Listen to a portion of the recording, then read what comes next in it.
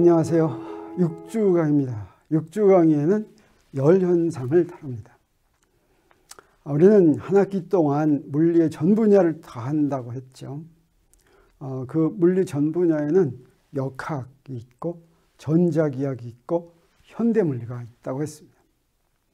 오늘 제6주가 역학 분야의 마지막입니다.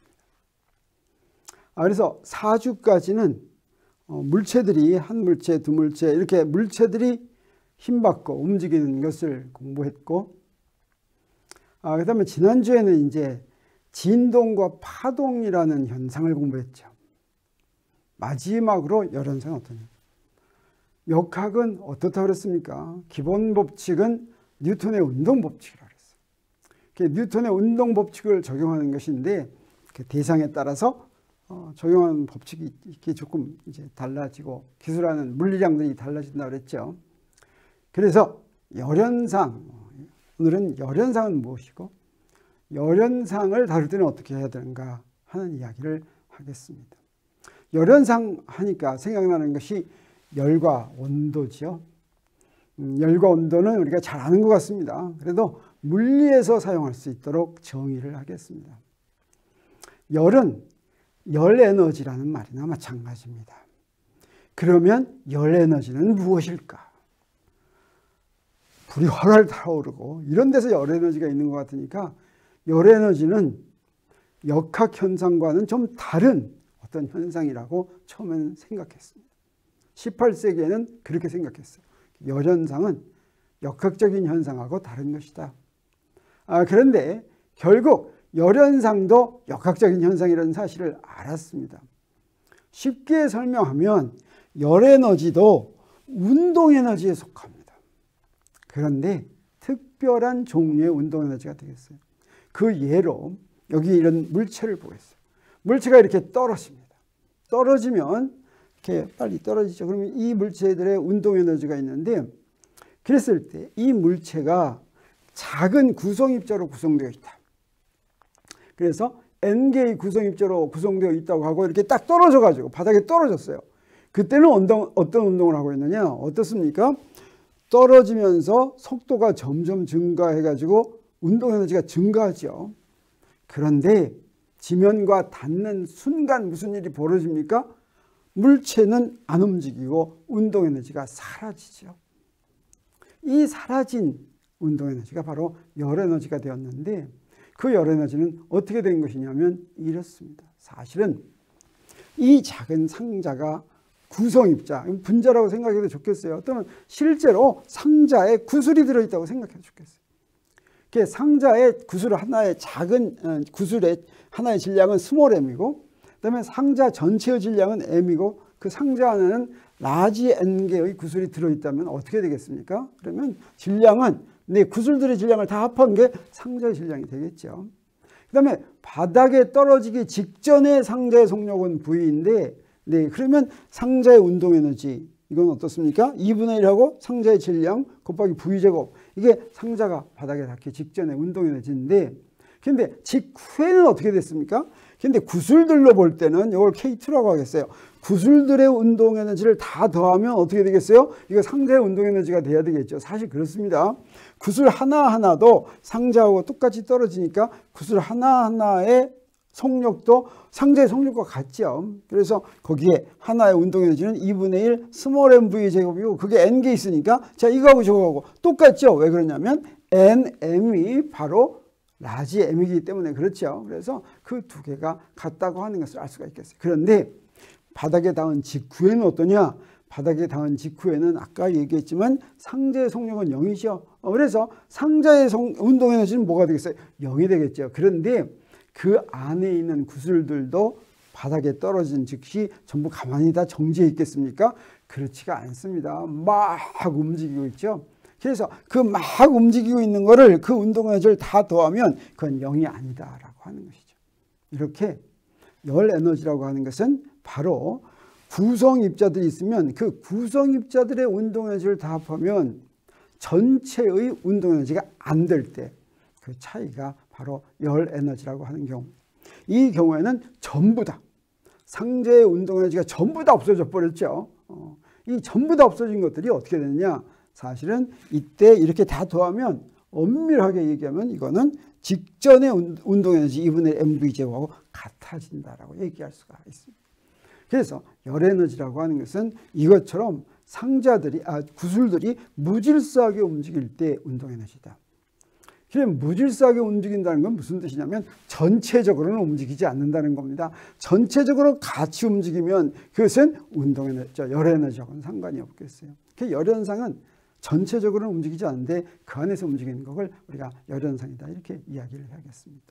그런데 18세기에는 어땠냐면 그렇게 생각하지 않고 열이라고 하는 것을 대표하는 열소라는 게 있다고 생각했습니다. 마치 질량같이 그런 게 있어가지고 그 열소가 보존된다 뭐 이렇게 생각을 했어요. 그래서 열소는 창조되거나 소멸되지 않고 서로 밀어내고, 열소는 높은 물체에서 낮은 물체로 저절로 움직이고, 이렇게 물체 속에 지금 열소들이 들어있다 이렇게 생각했습니다. 당시에 관찰한 열현상을 설명하기 위해서 이런 열소라고 하는 것을 가정한 것이죠.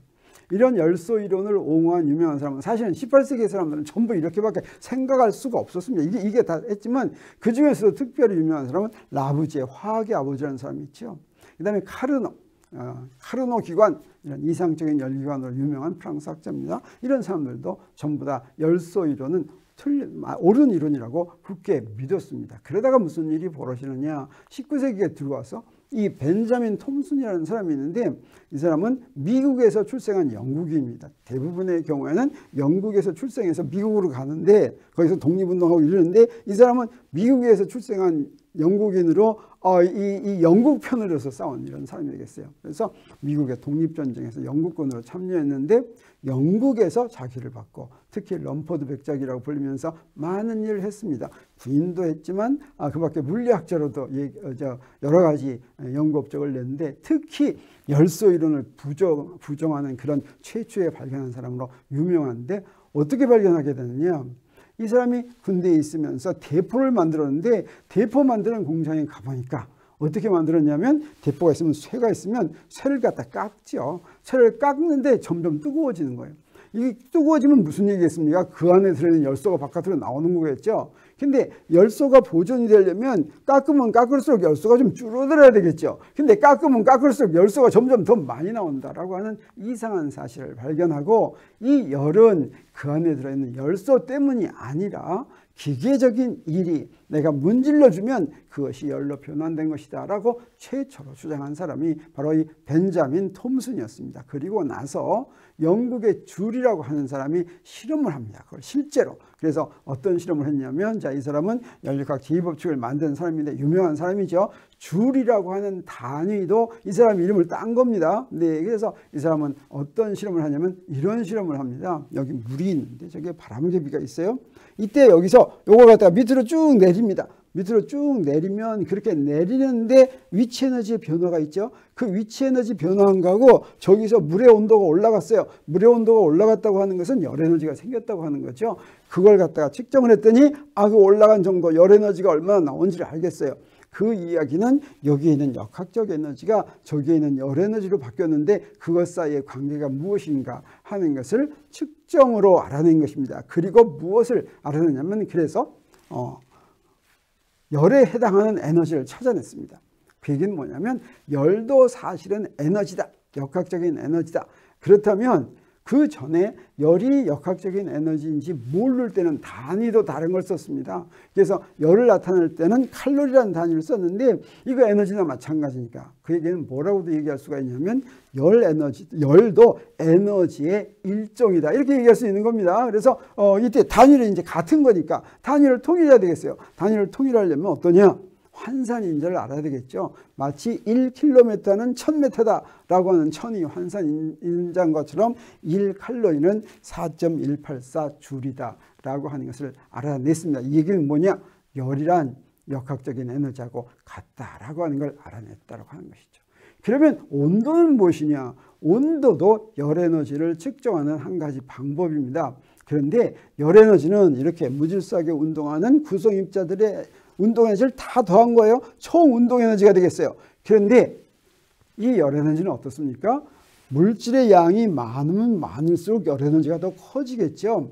온도는 뭐냐? 온도는 사실은 입자 하나당 평균 운동 에너지, 무질서한 운동의 평균 운동 에너지가 되겠습니다. 그래서 자, 저기에 열과 일은 저런 관계가 있다면 J가 열의 1 당량인데, 그래서 열의 단위를 에너지의 단위로 이렇게 바꿔 쓰는데 저걸 이용을 했죠. 온도도 그렇게 얘기할 수가 있습니다. 온도도 계를 구성하는 입자 하나당 평균 운동 에너지에 비례하는 게 사실은 온도다라고 얘기할 수가 있고, 이 온도를 그러면 지금까지는 어떻습니까? 온도라는 단위하고 에너지하고는 별로 관계가 없죠. 그렇지만 이게 평균 운동 에너지에 비례하기 때문에 온도도 에너지로 환산할 수가 있겠죠. 그 환산은 무엇으로 할 수가 있냐면 사실은 요거 K라고 하는 상수가 있는데 이걸 볼츠만 상수라고 합니다.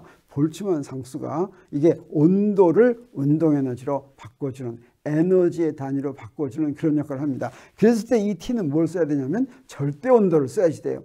온도 단위가 에너지 단위로 되고, 이 볼츠만 상수는 어떤 값을 갖고 있냐면 1도 K당 1K당 1.38 곱하기 10의 마이너스 23승 줄이다 라고 하는 그런 단위를 갖고 있죠. 이것을 볼츠만 상수라고 이렇게 부르는 것입니다. 그래서 이제 열현상의 대상은 뭐냐면 바로 무수히 많은 구성 입자들입니다. 그걸 우리가 뭐라고도 얘기하냐면 연력학적 계다 이렇게 얘기하는데, 연력학적 계는 그래서 무질서하게 운동하는 무수히 많은 입자들의 모임을 연력학적 계라고 얘기합니다.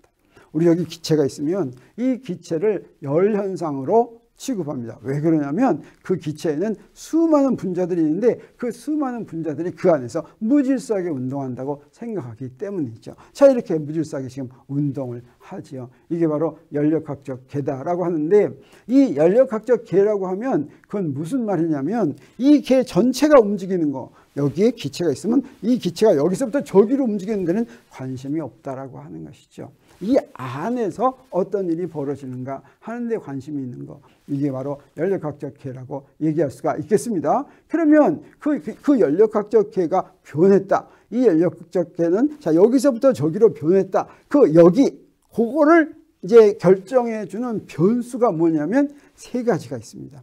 연력학적 계를 대표하는 변수는 온도, 압력, 부피, 이것을 연력학적 계의 상태 변수다 이렇게 얘기합니다. 그래서 연력학적 계가 지금 어떤 상황에 있는지는 무엇이 얘기해 주냐면 온도와 압력과 부피가 얘기해 준다라고 하는 것이죠.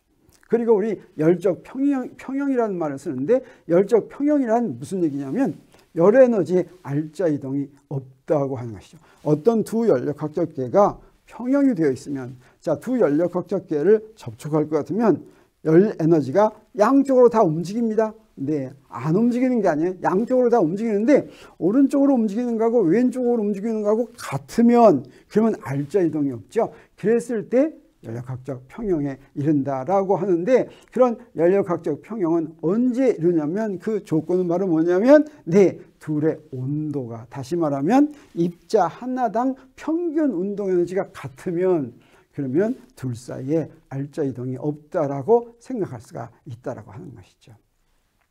자, 그러면 이런 연력학적 계를 설명하기 위해서 우리 그 열을 그 물체의 열적 성질을 대표하는 물리량을 조금 알고 지나가야 되겠습니다. 그게 바로 뭐냐면 열용량과 비열, 이 두 가지가 있습니다.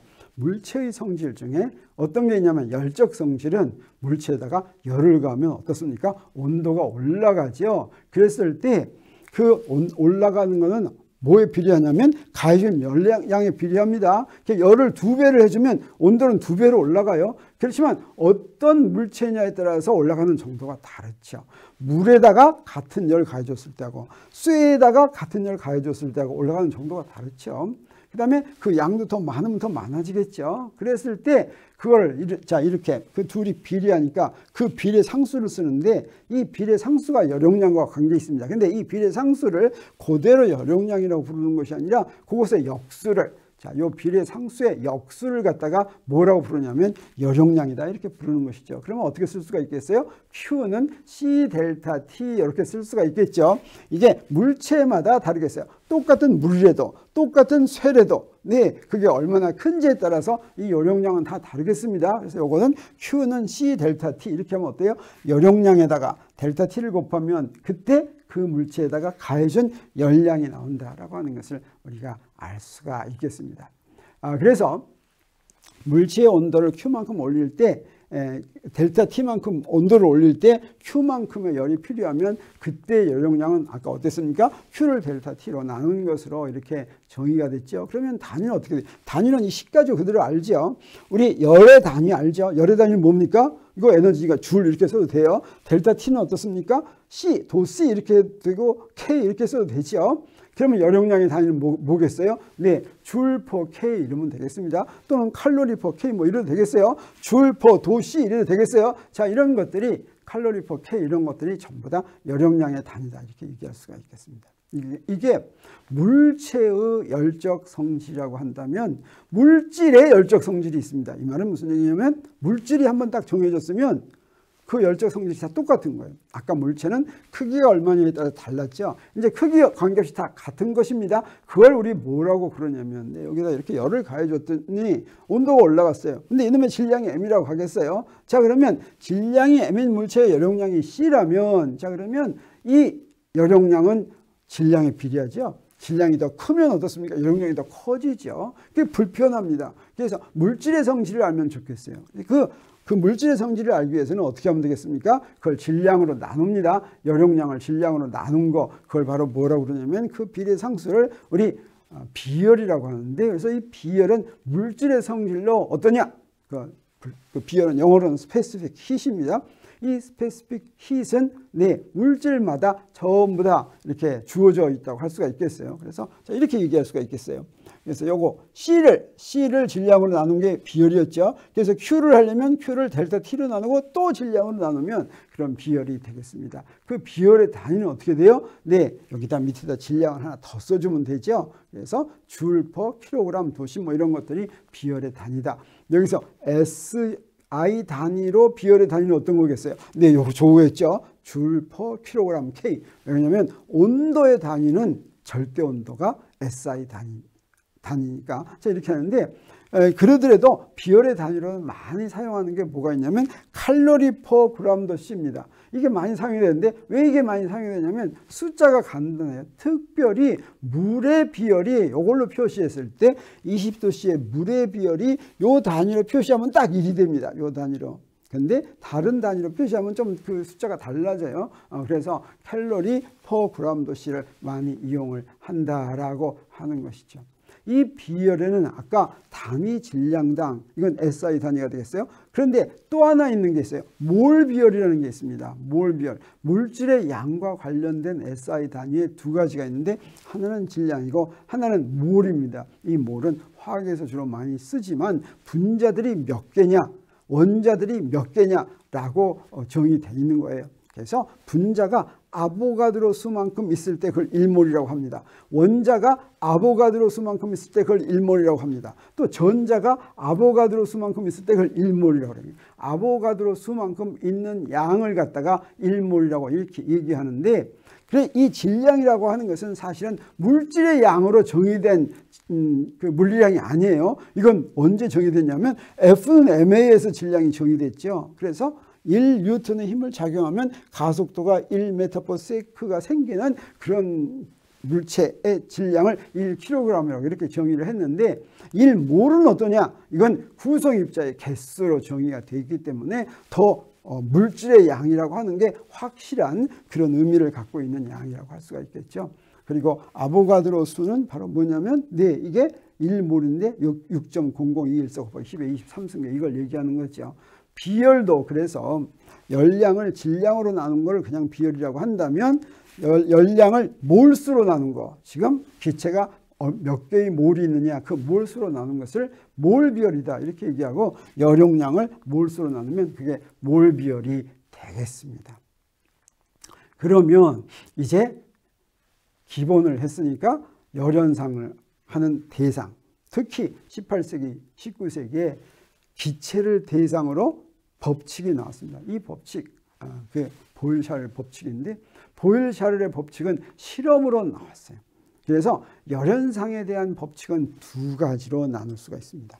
경험 법칙과 기본 법칙, 실험으로 해서 알아내는 법칙하고 기본 법칙이라고 하는 것은 열현상은 뭐였습니까? 기본적으로 분자들의 모임이라고 그랬죠. 분자들의 모임이 무질서하게 움직여서 생기는 거라고 그랬죠.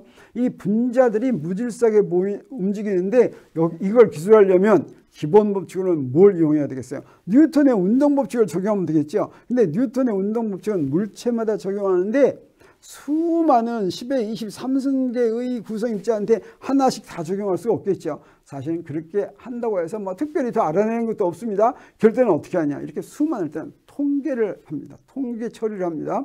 그래서 하나하나에다가 뉴턴의 운동법칙 적용해서 그걸 다 연립방정식을 푸는 게 아니라 그냥 통계적으로 할 때 그렇게 해서 결과가 나온 거. 열현상에 대해서는 그런 두 가지 결과를 얻을 수가 있는데 경험 법칙으로 얻은 건 뭐 여기서 아까 얘기한 것처럼 관찰된 자료에서부터 규칙성이 나옵니다. 근데 기본 법칙은 어때요? 자연현상에 대한 법칙들이 왜 성립하는지 이렇게 설명해 주는 그런 법칙으로 나오는데 예를 들어서 행성 운동에 대한 케플러 법칙, 이건 경험 법칙입니다. 왜 그런지 몰라요? 경험 법칙. 그 다음에 보일-샤를의 법칙도 경험 법칙이에요. 왜 그런지는 모르지만 뭐 온도하고 부피가 막 비례하고 또 반비례하고 뭐 이런 거 있죠. 이게 바로 보일-샤를 법칙이라고 얘기할 수가 있겠어요. 근데 기본 법칙은 뭐였냐면 뉴턴의 운동 법칙, 이건 거시세계의 기본 법칙입니다. 근데 분자 내부에서는 열현상에서는 아직 분자 내부까지 갈 필요는 없지만 분자 내부에서는 뉴턴의 운동 법칙을 적용할 수가 없고 슈레딩거 방정식이라는 걸 적용하는데 이것도 기본 법칙입니다. 자, 이런 것들이 기본 법칙인데 열현상에다가 통계적으로 적용해서 나오는 법칙, 그런 게 이제 기본 법칙이라고 얘기할 수가 있겠습니다. 보일-샤를의 법칙, 맨 처음에 나온 게 뭐냐면 보일의 법칙인데 보일이라고 하는 사람은 영국 사람이죠. 뉴턴과 당시, 뉴턴보다 조금 더 일찍 나온 사람이에요.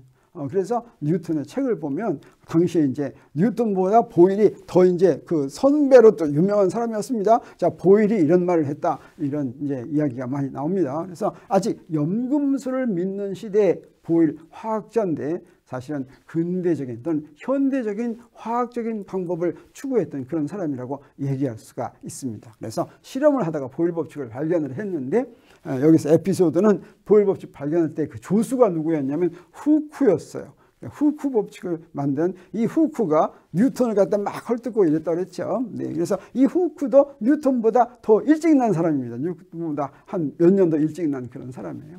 자, 이 보일 법칙은 바로 뭐였냐면 공기와 수은을 이용을 해가지고 실험을 했습니다. 그래서 여기에 무엇이냐면 온도를 일정하게 유지했더니, 온도 일정하게 유지하려면 어떻게 하면 되겠습니까? 자, 여기에 저 그림은 저기에 요 알코올 램프가 하나가 있다는 건 지금 온도 일정하게 유지하고 있다는 거예요. 그래가지고 거기다가 추를 이렇게 하니까 추를 많이 할수록 이건 뭐예요? 압력이 지금 커졌다는 거예요. 부피가 어떻게 되냐? 온도가 일정하면 추를 2개를 하면 부피가 2분의 1이 되고 추를 4개로 하면 부피가 4분의 1이 되고 이렇게 부피하고 압력을 곱하면 일정한 값을 갖더라라고 하는 것을 실험으로 보였습니다.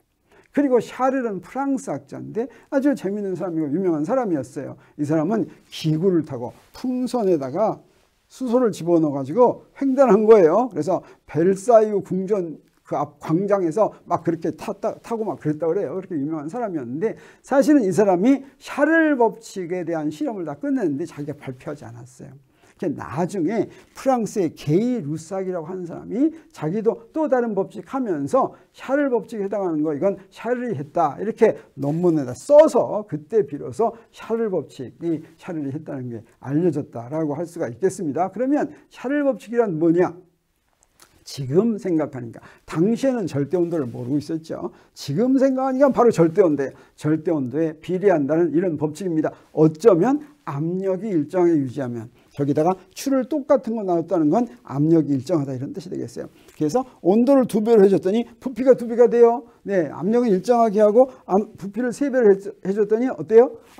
그 온도를 3배로 해줬더니 부피가 3배가 되는 이런 게 있다라고 하는 것이죠. 그리고 나중에 이렇게 계산을 해가지고 그래프를 그려봤더니 재미있어요. 온도를 점점 낮추면 지금 뭘 일정하게 합니까? 압력은 일정하게 하면서 여기 헬륨이 있고 메탄이 있고 물이 있고 아산화질소가 있다면 이게 점점 온도를 낮추면 결국에는 어떻게 되겠어요? 액체가 되죠. 액체가 되면 이제 더 이상 샤를 법칙 할 수가 없죠.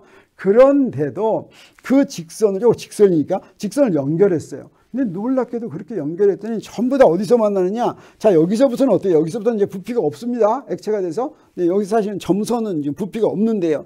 근데 요 선을 다 연결하면 저기 하나가 저기 딱 만났어요. 그래서 요 부피가 0이 되는 온도, 이건 무슨 의미를 갖고 있다. 당시에도 생각했어요. 그거 좀 이상하다. 이 게이-루삭이 맨 처음에 알아낸 게 저 마이너스 266.66도에서 저기서 다 만나는 것 같았어요. 나중에 제대로 해보니까 네, 그걸 해온 사람이 누구냐면 켈빈경이라고 하는 사람인데, 이 사람이 제대로 해보니까 저게 마이너스 273.15도라는 걸 알았습니다. 그리고 온도는 저보다 더 낮아질 수가 없다고 하는 걸 알았어요. 자, 이때만 하더라도 어때요? 온도라고 하는 게 분자들이 막 움직이는 운동에너지라는 걸 몰랐어요. 근데 운동에너지라고 한다면 어떻게 되겠어요? 이게 전부 다 안 움직이고 정지하면 그러면 더 이상 낮아질 수가 없겠죠. 그래서 절대온도 0도라고 하는 저거는 바로 뭐냐면 네, 구성 입자들이 전부 안 움직이고 정지하는 그런 거라고 할 수가 있겠죠. 그래서 이 기체의 압력, 부피, 온도에 대해서 세 가지 법칙이 있을 수가 있습니다. 온도가 일정하게 유지된 법칙, 이걸 보일 법칙이라고 하고, 네, 그 다음에 압력이 일정하게 유지된 법칙, 이걸 샤를 법칙이라고 하고, 그 다음에 또 하나가 있어요. 사실 이 두 개를 알면 나머지 하나는 저절로 나오는 거지만, 부피가 일정하게 유지되는 거, 이것도 실험으로 확인했습니다. 누가 확인했냐면 게이-루삭이 확인을 했어요. 그래서 부피가 일정하게 유지되면 압력과 온도가 서로 비례한다라고 하는 것도 확인을 했습니다. 그래서 보니까 그것들을 갖다가 전부 다 이제 같이 보겠어요. 그래서 기체의 상태는 뭘로 정해진다고 그랬습니까? 압력, 부피, 온도로 정해진다고 그랬죠. 그래서 이렇게 상태가 이렇게 바뀐다고 하겠어요. 상태가 바뀌는데, 자, 저 두 상태를 비교합니다. 만약에 T1과 T2가 같다면 뭐가 성립합니까?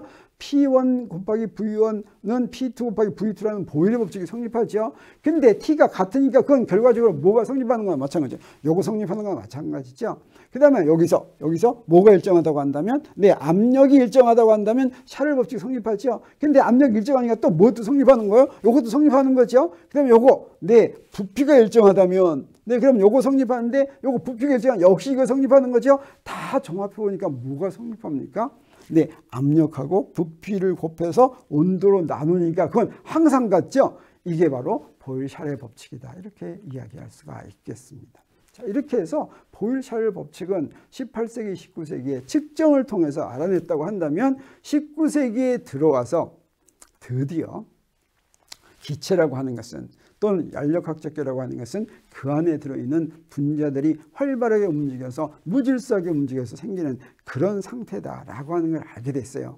그래가지고 그런 상태라면 네, 모든 것에 뉴턴의 운동법칙을 적용할 수 있으니까 한번 뉴턴의 운동법칙을 적용해보자 라고 하는 사람들이 생겼습니다. 그게 바로 기체 분자 운동론이라고 하는 게 되겠어요. 그래서 기체 압력의 원인이 무엇일까? 이때 네, 여기서 기체들이 이렇게 무질서하게 움직인다고 한다면 이 압력이 바로 뭐겠습니까? 이게 바로 기체 분자들이 벽면을 때리는 힘이다. 그 힘을 갖다 뭘로 나눠요? 넓이로 나눈 거. 이게 바로 압력입니다. 어떤 면에 힘이 작용하면 그 힘을 작용한 넓이로 나눈 것을 뭐라고 부르냐면 압력이라고 부른다라고 했죠. 그래서 이 생각은 이게 원자나 분자의 존재가 확인되기 전에 벌써 이런 주장이 나왔다라고 하는 것이죠. 그러면 이때 이거를 실제로 한번 법칙을 구하면 어떻게 될까라고 하는 거죠. 자, 여기서 이렇게 계산을 간단하기 위해서 한 변의 길이가 L인 그런 상자가 있다고 하겠어요. 이런 상자에서 네, 여기 분자들이 이렇게 움직이는데 그중에 하나만 보겠어요. 자, 굉장히 많으니까 평균하면 그거 하나만 보고서 하면 됩니다. 그거 하나를 평균하면 되세요. 그거 하나가 여기서 충돌합니다. 어떻게 충돌해요? 딱 충돌해서 이렇게 나갔어요. 근데 이때 여기에 마찰은 없고 탄성 충돌이다 이렇게 얘기했어요. 탄성 충돌에서 튕겨져 나온다라고 한다면 마찰력이 없다라고 한다면 무슨 일이 벌어지냐면 이 충돌 전과 충돌 후의 속도 차이가 있습니다. 이때 요 상자는 무게가 무한히 크다 이런 거예요. 자, 그래서 여기다가 충돌 문제를 적용할 것 같으면 이렇게 얘기할 수가 있습니다. 먼저 여기에 비스듬하게 공이 이렇게 비스듬하게 부딪히면 이때 요거 공이 면을 이렇게 부딪혔죠. 요것의 반작용은 뭡니까? 바로 저거죠. 네, 그래서 마루가 공을 때리는 두 힘이 있다면 저건 뭐예요? 그걸 갖다 이렇게 성분을 저렇게 나눌 수가 있겠죠. 이렇게 나눴을 때 마루가 공한테 작용하는 것 중에서 수직한 성분만, 이걸 수직항력이라고 부릅니다. 그리고 저 수평한, 마루에 대해서 수평한 성분은 이건 사실은 뭐냐면 이건 바로 마찰력이 되겠어요. 그래서 요거만 수직항력이고 요 놈은 저 밑에 있는 거, 요건 바로 요건 마찰력이 되겠어요. 마찰이 없다라고 하는 것은 저 마찰력이 작용하지 않는다라고 하는 것입니다. 그러면 저 공에는 뭐만 작용하겠어요? 수직항력만 작용하겠죠. 수직항력만 작용하면 어떤 속도만 바뀌냐면 이 면의 수직인 성분의 속도만 바뀝니다. 그래서 이렇게 됐을 때 이때 탄성 충돌을 한 다음에는 여기 요걸 갖다 이제 X축이라고 했어요. 이게 이 면의 수직인 축이죠. 이 수직인 축만 작용하니까 뭐만 바뀌어요? 자, 충돌 전의 속도가 이렇게 생겼다면 충돌 후에는 어떻게 되냐면 다른 건 똑같고 요 놈만 방향이 반대로 바뀌었어요. 탄성 충돌이면 더 그렇습니다. 여기 Vx가 마이너스 Vx 이렇게 바뀌겠어요. 요 놈 두 개는 같아요. 자, 그러면 여기서 우리 뭘 알 수가 있냐면 충돌 전 속도는 이렇고 충돌 후 속도는 이렇게 쓰니까 속도 변화량이 나오겠죠. 그래서 충돌 전후의 속도 변화량은 어떻게 계산할 수가 있습니까? 나중 속도에서 처음 속도를 뺍니다. 그러면 어떻게 돼요? 뭐만 딱 나오냐면 요거에 딱 나옵니다. 요거에 딱 나왔어요. 근데 요 놈이 무슨 역할을 하느냐? 이게 바로 그 입자에 작용하는 힘의 역할을 하죠. 그래서 그 입자에 작용하는 힘을 이걸로부터 구하겠습니다. 자, 이렇게 됐으면 자, X축 방향의 성분이 이렇게 있는데 자, 요걸 그 힘을 구하려면 어떻게 해야 되겠어요? 힘을 구하려면 운동량 변화량을 안 다음에 시간을 나눠야 되죠. 그래서 우리 힘은 델타 T분의 델타 P인데 델타 P는 M 델타 V 질량에다가 속도 변화량을 쓰고 그 다음에 밑에 있는 T는 델타 T. 근데 이 여기서 쓸 델타 T는 뭐가 될 거냐면 네, 여기서 왔다 갔다 하면서 충돌하면 한 번 충돌하고 그 다음 번 충돌할 때까지 시간 간격, 그 시간 간격은 뭐가 되겠어요? 저 끝에서 요 끝에까지 한 번 왕복하는 데 걸린 시간이죠.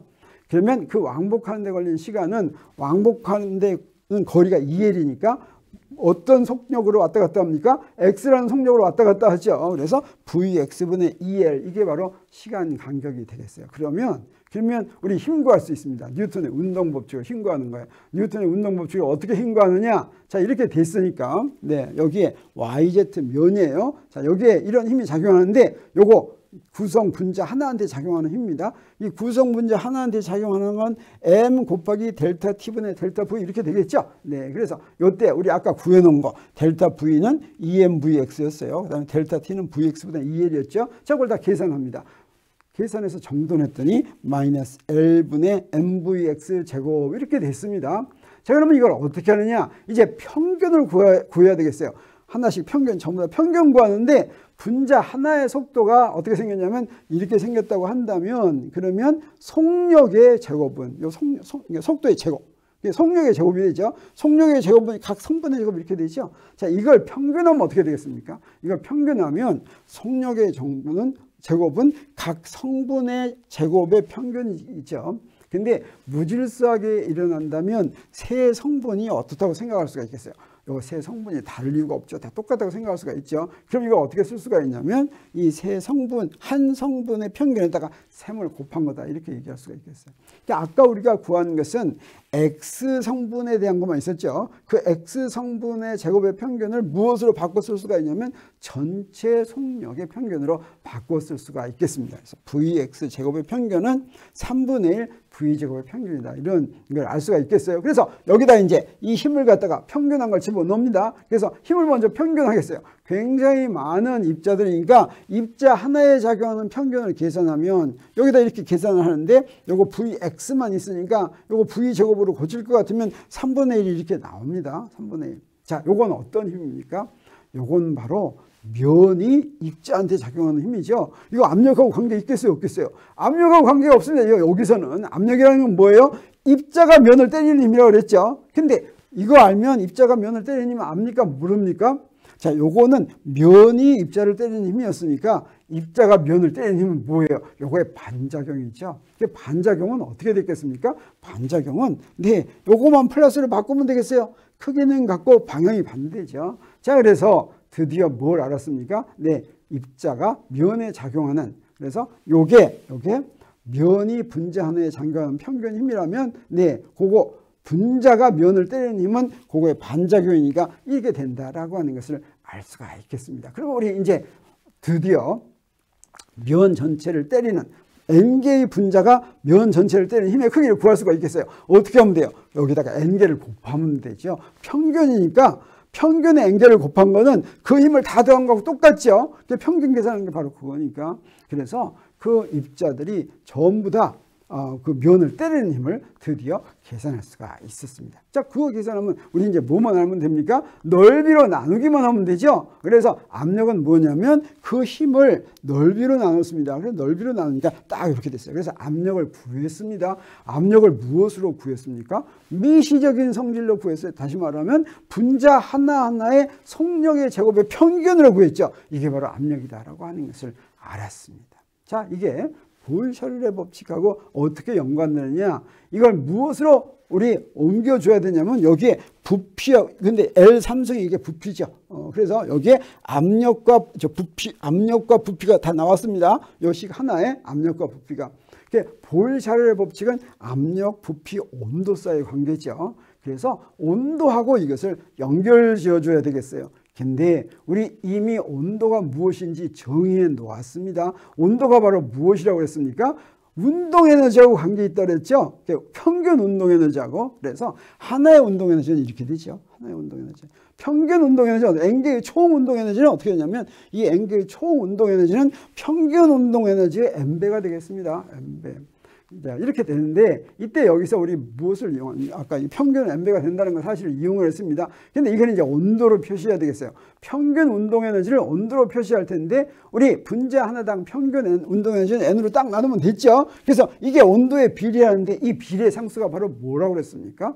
기체의 절대 온도는 우리 어떻게 쓸 수가 있냐면 요 놈을 여기다가 비례 상수를, 자, 요거 이 온도는 온도하고 평균 운동 에너지 사이는 비례하는데 그 비례할 때 그 비례 상수에 해당하는 게 KB라고 그랬죠. 이게 볼츠만 상수라고 그랬죠. 근데 우리 볼츠만 상수 소개할 때 우리 어떻게 소개했었냐면 이렇게 소개했었어요. 이건 무슨 얘기냐?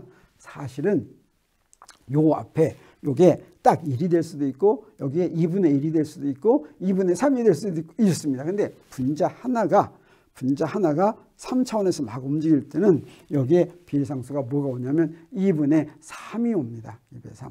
그래서 거기다가 이제 이걸 집어넣는 거예요. 이건 뭐 때문에 그러냐면 분자 하나가 움직이는 자유도 때문에 그러는 거예요. 네, 그래서 그건 우리가 이제 나중에 공부할 기회가 있을지도 모르겠지만, 자, 그걸 이용할 것 같으면, 네, 물체들의 모임이 있는데, 자, 우리 운동방정식과 상태방정식, 우리가 상태방정식을 구하려고 하는데 지금까지 열현상을 배우기 전에는 우리 뭐 했냐면 운동방정식 했었죠. 근데 지금 열현상에서는 상태방정식을 우리 이제 다루려고 해요. 근데 운동방정식과 상태방정식은 열현상에 대한 운동방정식이 바로 상태방정식이다, 이렇게 얘기할 수가 있습니다. 왜 그러냐면 그 대상이 좀 달랐어요. 우리 저 앞에서 지난 주일까지 배웠을 때 그걸 갖다가 역학적계라고 한다면, 역학적계는 대상 물체 하나하나에 우리가 힘 받는 대상 물체가 어떻게 움직이는지를 기술했습니다. 근데 연력학적계는 뭡니까? 연력학적계는 무수히 많은 입자들이었어요. 그리고 이 연력학적계는 전체가 움직이는 건 관심 없었죠. 전체가. 자, 그러면 대상이 뭐였냐면 한 물체 또는 여러 물체, 뭐 크기를 갖고 있을 수도 있고 안 갖고 있을 수도 있는데, 근데 연력학적계는 무수히 많은 물체였습니다. 자, 그러면 이때 이놈의 상태는 무엇이 대표였냐면 역학적계에서는 구하려고 하는 목표가 뭐였습니까? 위치하고 속도였습니다. 위치하고 속도. 위치하고 속도를 구하면 그놈에 대해서는 다 안다, 이렇게 얘기를 했죠. 연력학적계는 어떠냐? 그놈의 위치하고 속도를 알아서는 아무 연력학적계에 대해서는 아는 게 하나도 없어요. 연력학적계가 어떻게 지금 존재하냐, 어떤 상태에 있느냐, 이거 알려주는 게 뭐라고 그랬어요? 압력과 부피와 온도라고 그랬죠. 자, 그러면 이놈들이 어떻게 하면 변하냐? 이 위치와 속도는 어떻게 하면 변합니까? 뭐 때문에 변합니까? 힘받아서 변하는데 그 변하는 거를 설명해 주는 식을 뭐라고 그러냐면 운동방정식이라고 합니다. 이게 바로 뭐냐면 요놈 사이 관계가 되겠어요. 요건 뭐냐? 요걸 갖다가 상태방정식이라고 한다라고 하는 것이죠. 그래서 이 운동방정식은 힘과 속도 사이의 관계라고 한다면 상태방정식은 압력과 부피와 온도 사이의 관계다, 이렇게 이야기할 수가 있겠습니다. 그래서 지금까지 한 거 가지고 이상기체의 상태 방정식을 우리가 구하려고 합니다. 다 해놨어요. 자, 여기까지 해놨어요. 압력이 이렇게 되는 거 알았죠? 그 다음에 온도가 이렇게 되는 거 알았어요. 여기서 뭐만 제거하면 되겠습니까? V제곱의 평균값만 쫙 없애면 되죠. 쫙 테이프하면 돼요. 그래서 여기서부터 V제곱을 구해가지고 여기다 집어넣으면 됩니다. 구했더니 어떻게 됩니까? 저기다 이렇게 집어넣었더니 짝짝짝 해서 V제곱을 없애더니 뭐가 됐어요? 이렇게 됐죠. 3분의 1하고 2분의 짝짝짝 해가지고 뭐가 됐습니까? 이걸 다시 쓰면 뭐가 되냐? PV는 NKBT. 이게 유명한 이상기체 상태 방정식인데 이 꼴보다도 아마 여러분한테는 요 꼴이 요 보일-샤를 법칙이 이렇게 생겼다면 이게 경험 법칙이라고 한다면 이상기체의 상태 방정식은 요 꼴보다 요 꼴, 이게 PV는 NRT 요게 더 익숙한지도 모르겠어요. 자, 그런데 여기서 딱 볼 것 같으면 저기에 보일-샤를 법칙은 우리 여기 기체가 있으면 기체를 어떤 기체를 또는 얼마만큼을 했느냐에 따라서 저 상수가 다 달랐습니다. 상수가. 근데 저 상수가 어떻게 나오는지는 좀 알 수가 없었어요. 그런데 드디어 우리가 분자 운동을 가지고 분자 운동에다가 뉴턴의 운동 법칙을 적용해서 이걸 했더니 우리 뭘 알게 됐냐? 그 상수가 뭔지를 알게 됐어요. 그 상수가 바로 뭐냐면 이 n이 뭐예요? 그 부피 속에 들어있는 전체 입자의 개수입니다. kb는 뭐예요? 볼츠만 상수예요. 그래서 여기서 상수가 바로 이게 된다. 그럼 요건 뭐예요? 요 R은 뭐냐면 KB에다가 뭘 곱한 거? 아보가드로 수를 곱한 게 요게 기체상수라는 R입니다. 그 다음에 요 N을 갖다가 아보가드로 수로 나누면 그건 뭐가 돼요? 그게 바로 몰수가 되는 거예요. 그래서 이 기본 법칙으로부터 이 통계역학을 적용할 것 같으면 이상기체의 상태 방정식이 나오는데 보일-샤를의 법칙하고 이상기체의 상태 방정식이 어떻습니까? 같은 법칙이죠. 같은 법칙인데 놀랍게도 저건 측정해서 알았다고 한다면 이것은 계산해서 알았습니다. 이론으로 안 했어요. 그리고 거기다 더 뭐까지 알게 됐어요? 저 일정한 값이 무엇인지까지 알게 됐죠. 자, 그러면 우리 이상기체는 바로 이런 상태 방정식에 의해서 하는데 우리가 이 이상기체 상태 방정식이라고 하는 건 우리 보통 기체는 이상기체가 아니라 저 이상기체의 상태 방정식이 엄밀하게는 맞지는 않아요. 100% 맞지는 않아요. 그렇지만 보통 기체에도 전부 다 이상기체의 상태 방정식을 적용합니다.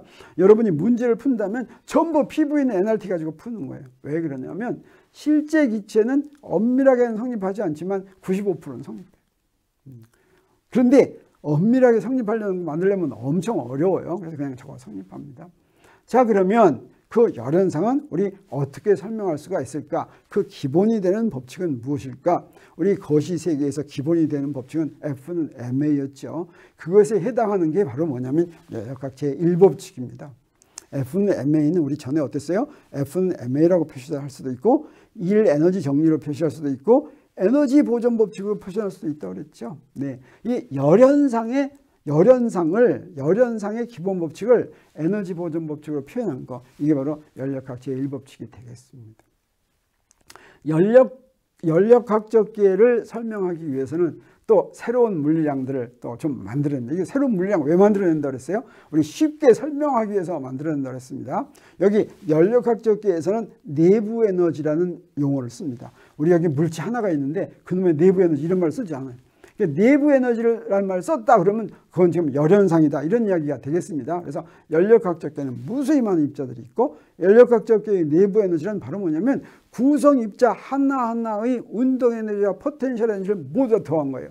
그래서 열역학적 기회의 총 에너지다 이렇게 이야기할 수도 있습니다. 그런데 이 내부 에너지 값은 알 수 있는 방법이 없어요. 하나하나의 에너지를 추정할 수는 없겠죠. 그렇다고 전체적으로 하나하나의 에너지를 다 더한 걸 측정할 수도 없습니다. 그래서 내부 에너지는 말로만 하지 실제로는 측정하거나 비교하거나 이러지 않아요. 그래서 내부 에너지 값을 알려고 시도하지 않습니다. 그런데 열역학적 기회의 내부 에너지 값을 알 수 있는 방법은 없지만 딱 예외가 하나 있어요. 이상기체의 경우에는 그 내부 에너지를 쉽게 합니다. 바로 뭐냐면 절대 온도에 비례하기 때문에 그래요. 그래서 이상기체의 내부 에너지는 2분의 3 NKBT 이렇게 딱 주어지는데 이건 왜 그러느냐? 내부 에너지가 바로 뭐라고 그랬습니까? 운동 에너지와 포텐셜 에너지의 합이라고 그랬죠. 무질서한 운동을 하는데, 근데 이상기체란 뭐냐? 포텐셜 에너지가 없는 연력학적계입니다. 그래서 운동 에너지만 있는 거예요. 운동 에너지는 뭐예요? 근데 운동 에너지의 평균 운동 에너지가 바로 뭡니까? 그게 바로 온도죠. 그래서 이상기체의 정의가 바로 이렇게 온도로 내부 에너지를 아는데, 그러면 이상기체의 내부 에너지를 아니까 우리 다 한 거 아니야? 근데 이상기체는 세상에 있다고 그랬어요? 없다고 그랬어요?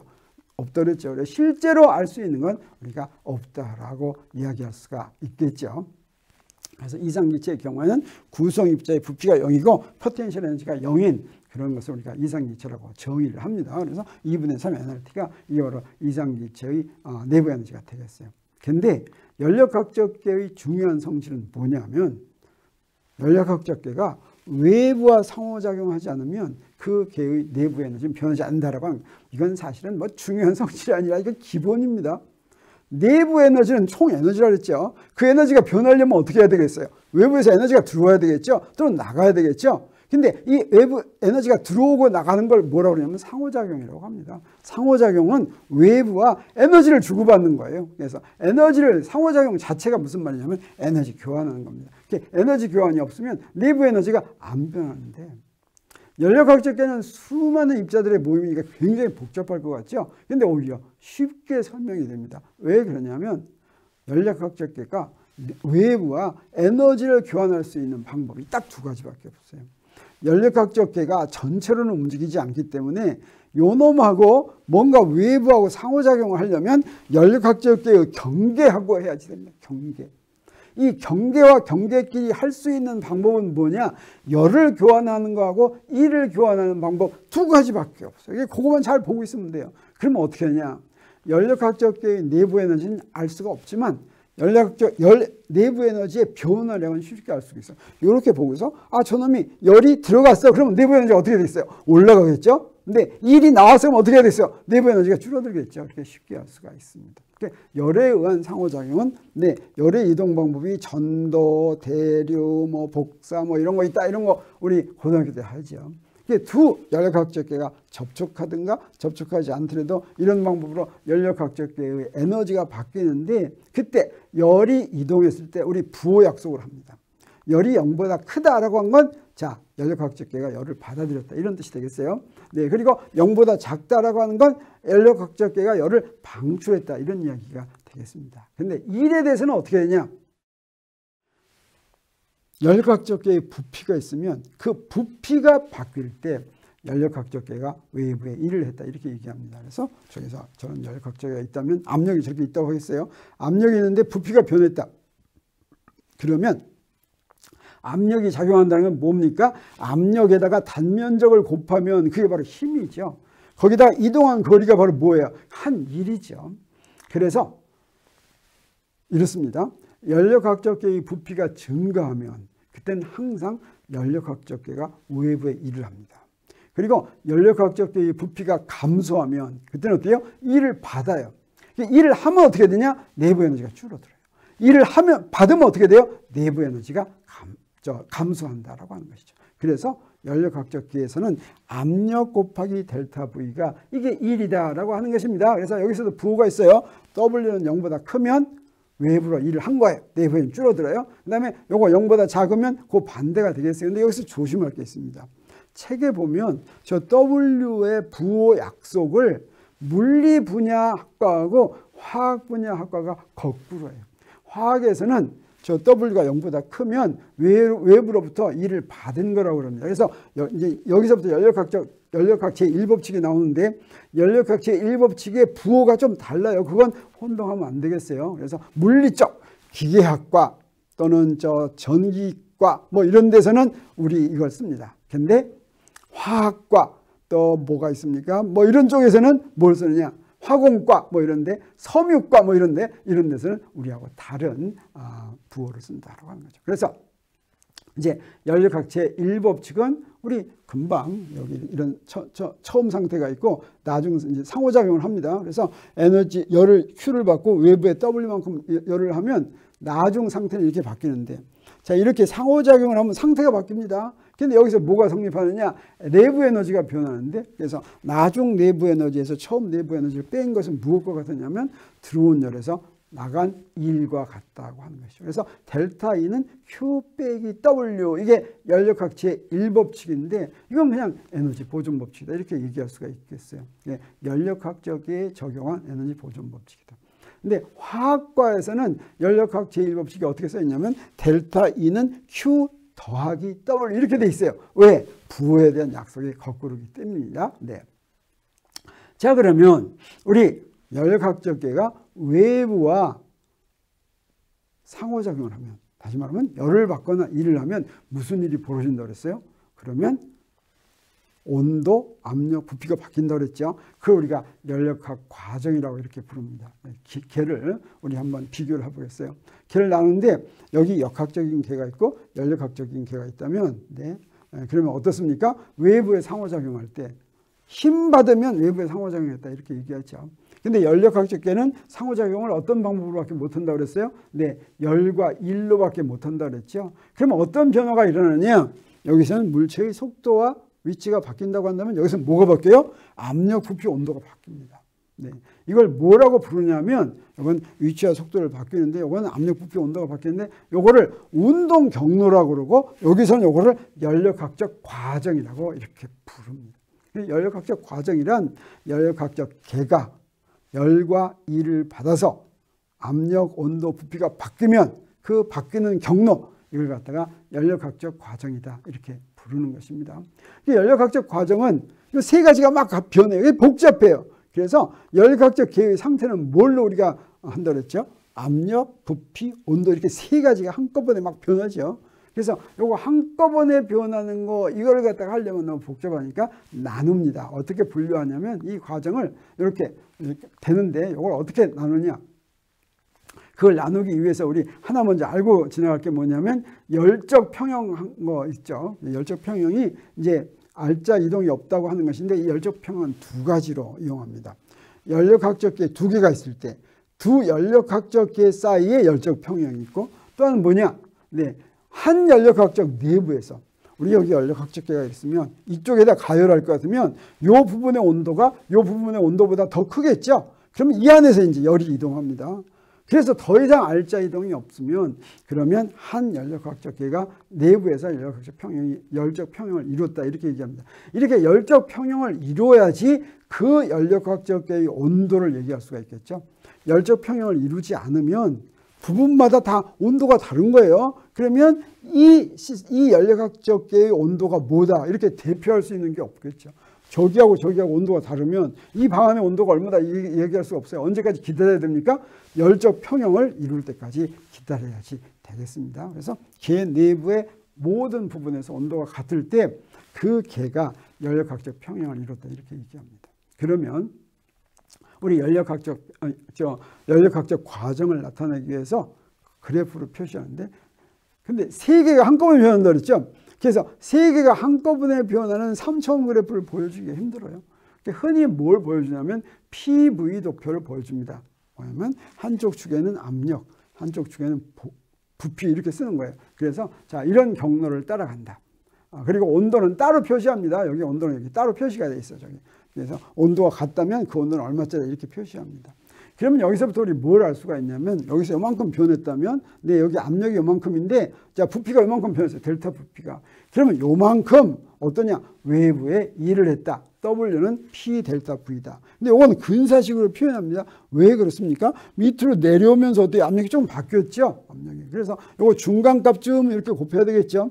여기 이렇게 차분으로 되어 있을 때 델타 V로 되어 있으면 이건 근사식이다 이렇게 얘기할 수가 있어요.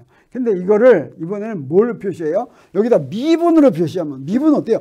굉장히 조금 변한 거죠. 그렇게 조금 변하면 그동안의 압력이 변할 틈이 있습니까? 없습니까? 없죠. 그래서 이때는 이게 미분으로 되어 있으면 이거 완전히 같다 이렇게 얘기할 수가 있겠어요. 그래서 미분일 때는 등호인데 자 그러면 여기서부터 계속 변하면 어떻게 될까? 이렇게 계속 변하면 이거는 적분으로 해줘야 되겠습니다. 그래서 적분 PdV 해가지고 적분을 해주면 뭐가 됩니까? 요 밑에 넓이가 나오죠. 그래서 요 밑에 PV 도표의 밑에 넓이 PV 도표의 그 선의 밑에 넓이는 여기 오른쪽으로 가면 이건 부피가 지금 팽창하고 있는 거니까 부피가 팽창하면 연력학적 기회가 외부의 한 일을 우리 얘기해 준다. 이렇게 얘기할 수가 있겠어요. 그 다음에 여기 하나 짚고 넘어갈 게 있는데 연력학 과정에서는 가역 과정과 비가역 과정 이렇게 두 가지로 나눕니다. 우리 역학적 과정에서는 이런 거 안 나눠요. 왜냐하면 역학적 과정에는 비가역 과정이 없어요. 항상 가역 과정입니다. 가역 과정과 비가역 과정은 어떻게 나눈 거냐면 연력학적 계가 있는데 여기에 처음 상태가 있고 그러니까 역학적 계는 이렇게 돼 있죠. 연력학적 계는 나중 상태가 이렇게 된다 그랬죠. 나중 상태가 이렇게 있다면 우리 시간을 거꾸로 되돌리키는 거예요. 시간을 거꾸로 간다고 한다면 역학적 계는 어떠냐? 항상 처음 상태로 돌아가요. 이건 모두 다 가역 과정이니까 우리 가역 과정이다, 비가역 과정이다 이런 얘기를 안 하는데 연력학적 계는 어떠냐? 처음 상태로 돌아갈 때도 있고 돌아가지 않을 때도 있습니다. 돌아가지 않으면 그걸 비가역 과정이다 이렇게 얘기하는데 자, 가역 과정은 어때요? 자, 이렇게 지금 이거 어때요? 지금 열과 일을 가하면서 이렇게 하는 겁니다. 지금 조금씩 좀 변해서 여기까지 간 거예요. 이걸 나중에 거꾸로 갔더니 다시 처음 상태로 갔다라고 하는 것인데 이렇게 연력학적 기에서는 이렇게 거꾸로 갔는데 처음 상태로 가기가 굉장히 힘듭니다. 사실은. 그래서 어떤 경우에만 이렇게 거꾸로 갈 수가 있냐면 아까 어때요? 연력학적 기 내부의 모든 온도가 다 똑같이 유지될 때 그때 열적 평형을 이뤘다고 하는 거죠. 근데 연력학적 과정이 진행하는 동안에 열적 평형이 조금씩 깨집니다. 그러면 기다려야지 돼요. 그래서 이런 열적 평형을 가져오면서 이렇게 연력학적 과정을 진행하려면 시간이 오래 걸려요.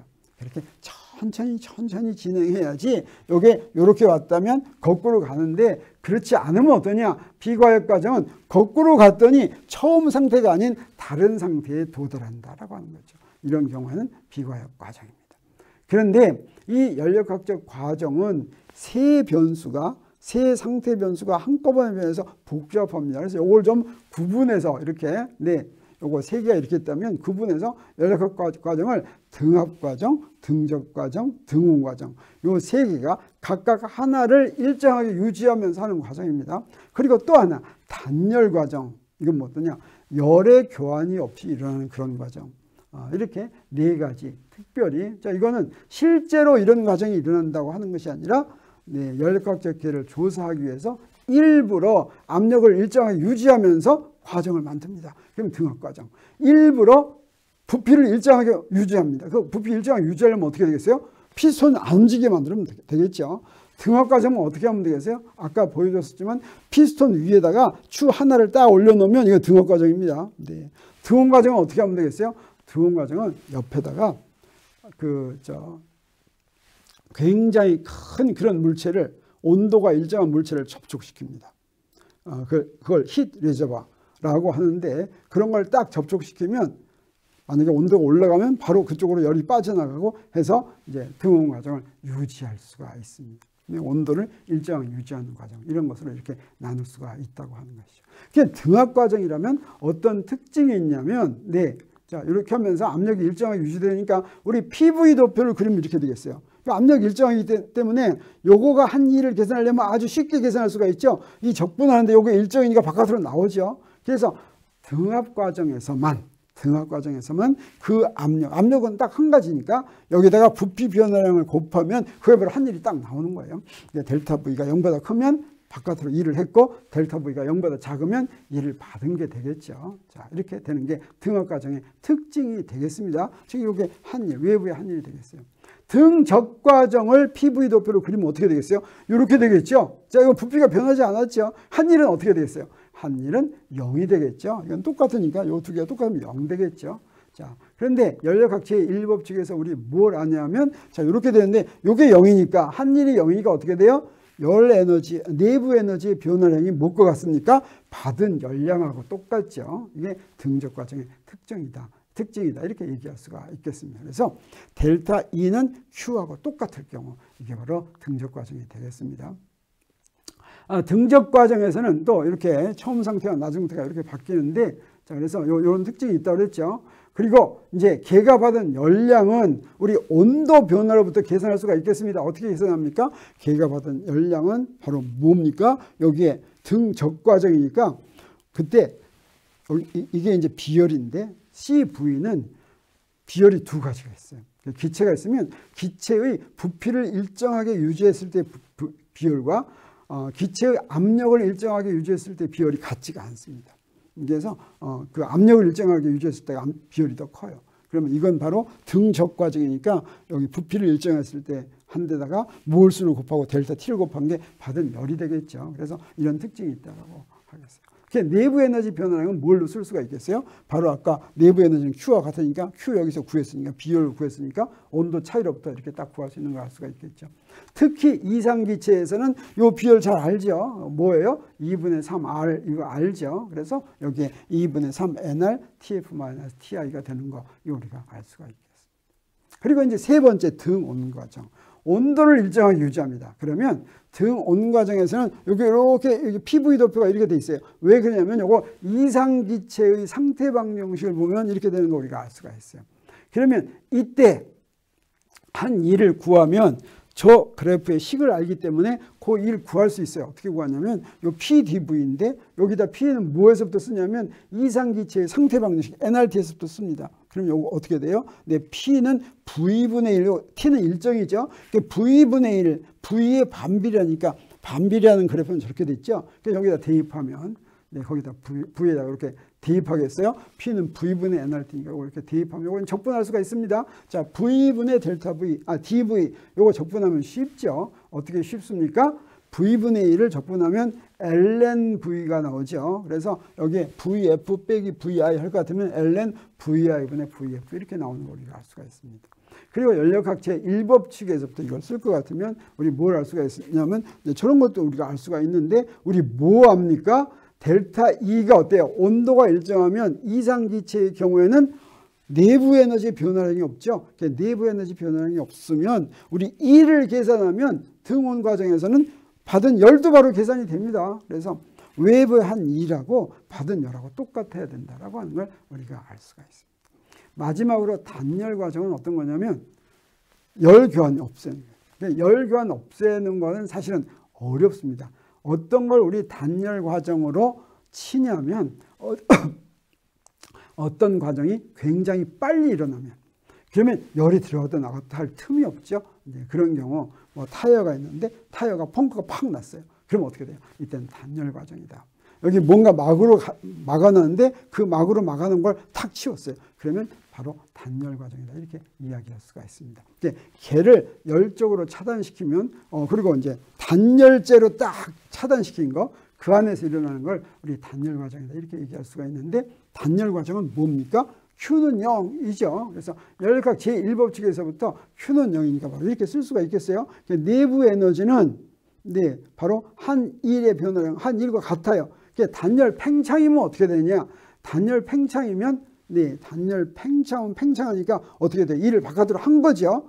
하면 내부 에너지 줄어들죠. 근데 내부 에너지는 뭐와 관계됩니까? 온도와 관계되죠. 그러니까 온도가 내려간다라고 얘기할 수가 있겠어요. 단열 수축이면 어떻게 됩니까? 외부에서 나한테 일을 한 거죠. 일을 받은 거죠. 그러면 어떻게 돼요? 내부 에너지가 올라가니까 온도가 올라간다. 이렇게 이야기할 수가 있습니다. 그래서 이상기체의 단열 팽창 또는 단열 수축은 우리가 계산할 수가 있는데 이상기체 이걸 이용해가지고 우리가 계산하면 그 결과를 우리가 구할 수가 있어요. 이거 좀 복잡하니까 그냥 막 좀 지나가겠어요. 이런 식으로 해가지고 나중에 궁금한 사람 있으면 이거 한번 보면서 한번 계산해 보겠어요. 그래서 연력학 제1법칙을 이렇게 이용하고 이 식들을 이렇게 이용할 것 같으면 이런 것들을 이용해서 대입할 것 같으면 단열 팽창에서는 어떤 식에 도달하냐면 자 이렇게 해가지고 우리 마지막 식만 구해보겠습니다. 이런 식으로 해서 구하면 마지막 식 요거 뭐 유도하는 과정을 다 이렇게 할 필요는 없어요. 다 이렇게 돼 있다면 요 마지막 식이 어떻게 생겼냐면 여기서부터 요렇게 생겼어요. 요게 마지막 식이에요. 그래서 어떻습니까? 요거 PV 감마인데 이 감마가 바로 이거예요. 이거는 등적 비열과 이거는 등압별, 정적 비열, 정압별 이러는 겁니다. 그래서 요걸 감마라고 하는데 여기에 PV 감마가 일정하다라고 하는 게 단열 팽창의 식이 되겠어요. 이거 뭐 같아요? PV는 일정이 있죠. PV 이거 언제 그게 성립합니까? 등온 과정에서 성립하죠. 근데 단열 과정에서는 PV 감마는 일정이 항상 성립한다. 요거 상태 방정식이에요. 그러니까 PV는 일정은 등온 과정의 상태 방정식이라고 한다면 단열 과정의 상태 방정식은 PV 감마는 일정이다라고 하는 것입니다. 자, 그리고 우리 열기관이라고 하는 것을 우리 열현상을 배울 때 도입을 해야 됩니다. 자, 열기관은 뭐냐면 열에너지의 이런 특징 때문입니다. 자, 일과 에너지를 우리가 배웠는데 일이란 어떤 경우에 하는 겁니까? A라는 물체가 B라는 물체한테 힘을 주면서 이동시킬 때 한 게 일이죠. 그래서 일을 얘기할 때는 항상 A가 B한테 일 얼마를 한다 이렇게 얘기하죠. 근데 에너지는 뭐였습니까? 에너지는 그 물체가 가지고 있는 거죠. 일을 할 수 있는 능력입니다. 이 에너지는 언제 커집니까? 일을 받았을 때 커지죠. 언제 작아집니까? 일을 했을 때 작아지죠. 그건 무슨 얘기냐면 일을 해가지고 항상 다른 에너지로 바꾸게 만드는 거죠. 그래서 여기서 일은 우리가 A가 B한테 W만큼의 일을 한다 이렇게 얘기한다면 에너지는 A 에너지는 이다 이렇게 얘기하는데 A가 B한테 일을 하면 어떻게 된다고 했어요? B의 에너지는 커지고 A 에너지는 감소하는 이런 일이 벌어진다고 그랬죠.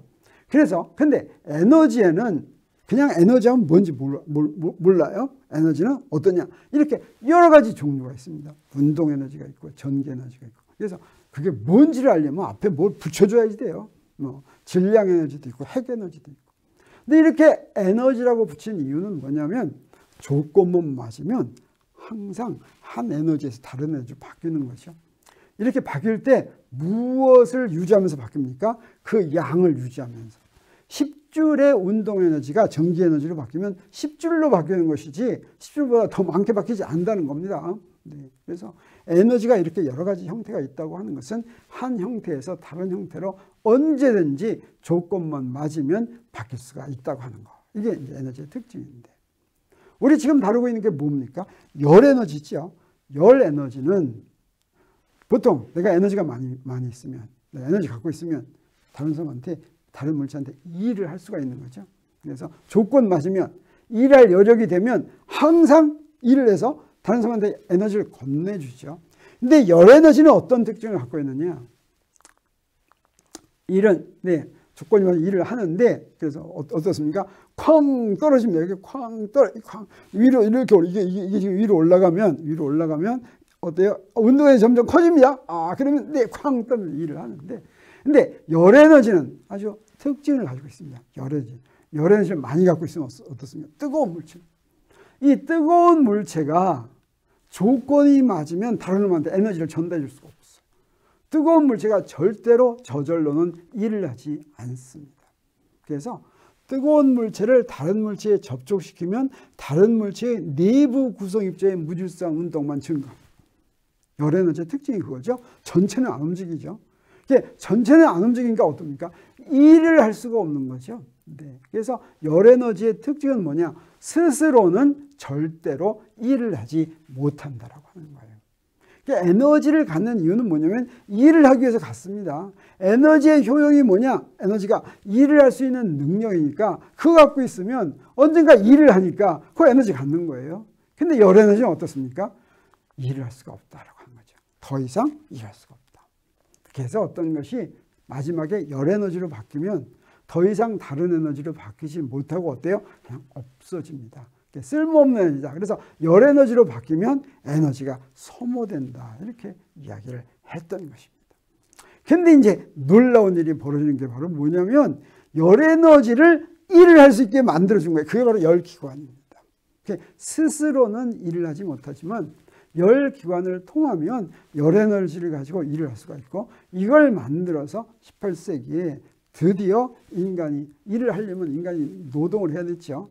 근데 인간이 노동하지 않고 기계가 노동할 수 있는 그런 환경을 만들어준 거. 이게 바로 열기관이다. 이렇게 얘기할 수가 있겠습니다.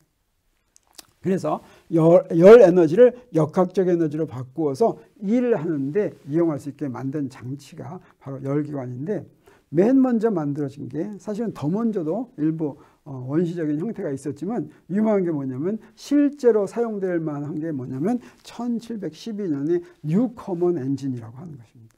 그리고 이것을 계량한 게 제임스 와트의 증기기관이에요. 1776년 바로 이 제임스 와트의 증기기관이 산업혁명에 이제 그 시발이 됐죠. 그 전에 이 뉴커먼 엔진이라는 게 있었어요. 뉴커먼은 어떤 사람이냐면, 네, 이거 영국 사람이에요. 영국 사람인데 영국에서 광산과 관련된 철물점을 경영하는 사람이었어요.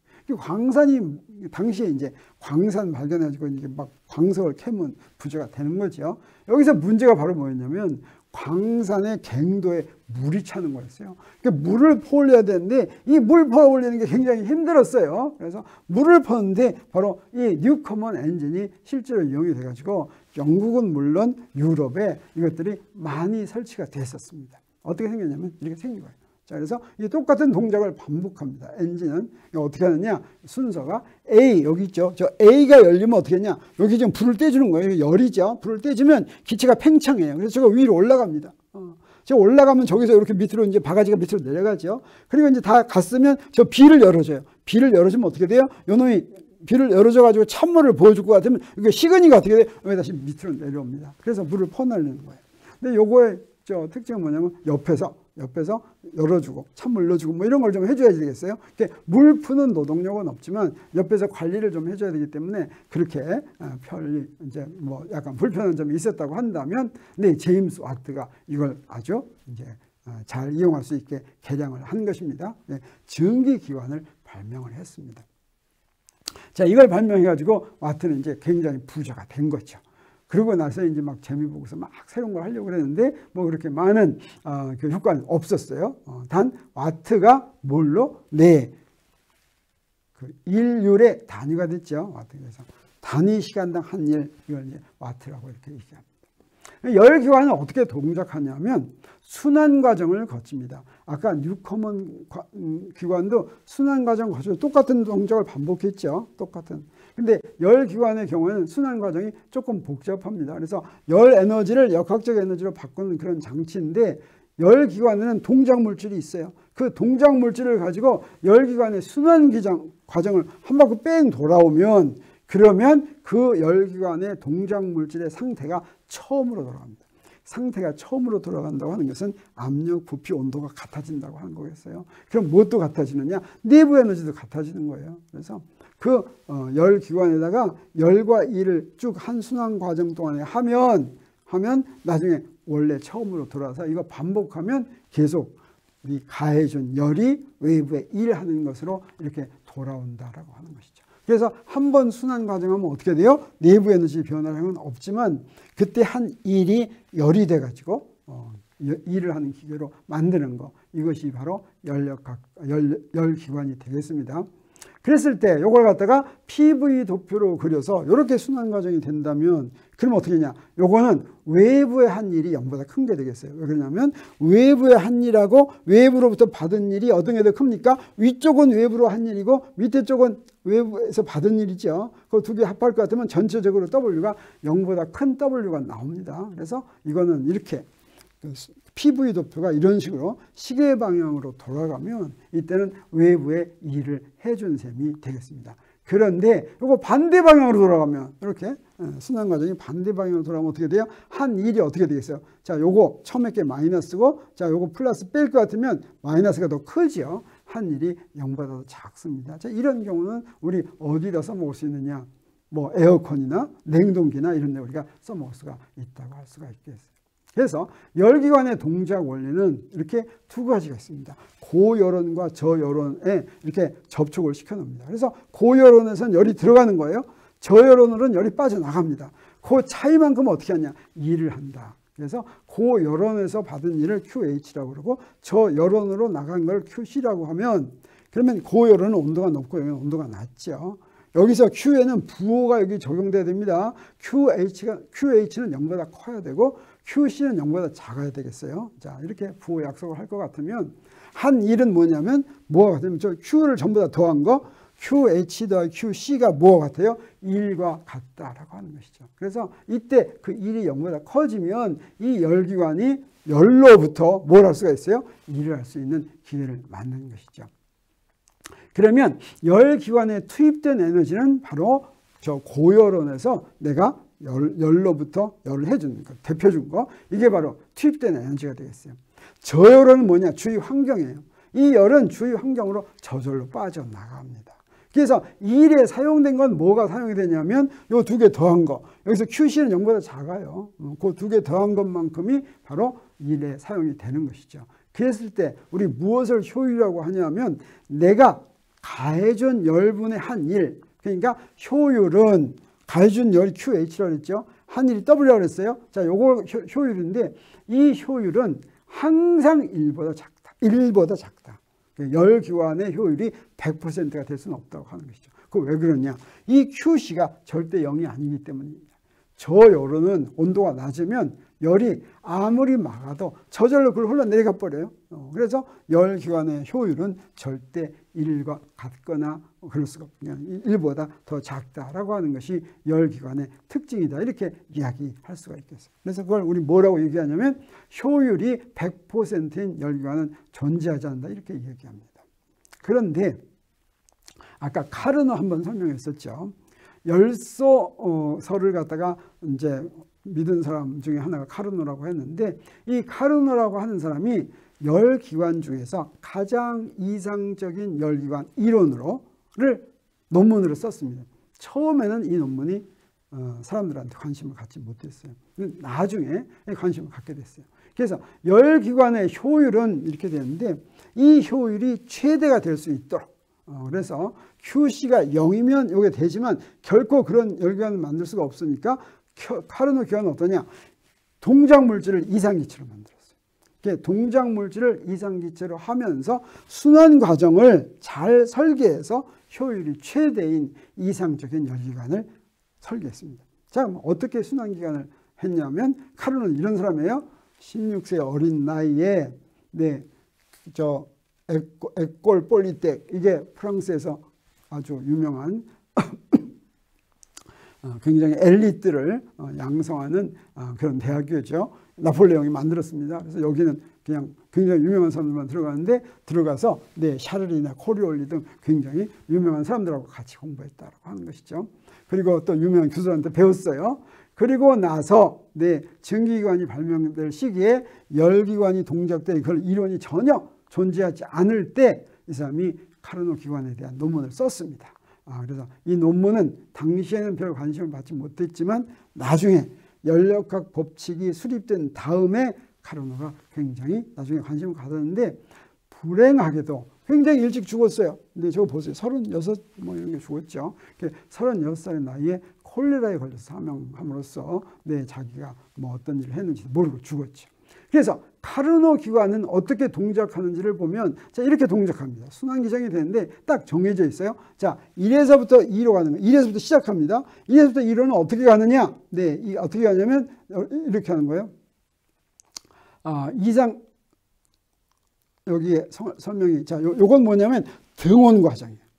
등온 팽창 이렇게 합니다. 그래서 높은 온도에서 등온 팽창을 하고 그다음에 여기서는 단열 팽창을 해요. 단열 팽창. 그다음에 여기서는 등온 수축을 하고 그다음에 단열 수축을 합니다. 자, 그런 과정. 등온 팽창, 단열 팽창, 등온 수축, 단열 수축 이 네 과정을 거치면 가장 최대의 열기관 효율을 얻을 수 있다라고 하는 논문을 카르노가 발표하는 것이죠. 그때 이상기체 등온 과정 이럴 때 써먹을 때는 뭘 써먹습니까? 자, 이런 걸 써먹어. 우리가 전에 한 거죠. 자, 이런 거 써먹는다. 자, 그래서 이상기체 등온 과정에서 한 일은 이렇게 되겠어요. 그 다음에 단열 과정에서는 등온 과정이 이렇게 되고, PV는 일정, 등온 이거죠. PV는 NRT인데 T가 일정이니까 PV는 일정 이렇게 되죠. 근데 단열 과정에서는 어땠습니까? PV 값만이 일정이었죠.